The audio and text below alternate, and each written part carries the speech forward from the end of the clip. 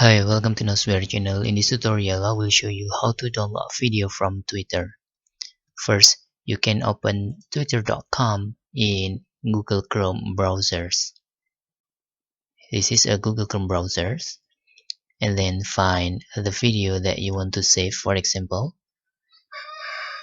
I want to save this video.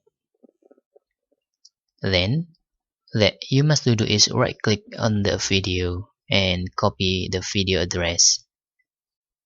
First, you can open save tweetfeed.com like this.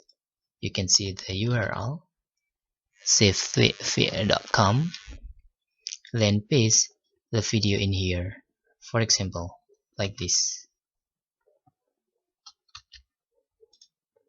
Then you can click download button in here. Voila! Now you can download the video by clicking this button, and be careful, you can select the video quality from this table. In here I download in 360 pixel and click download.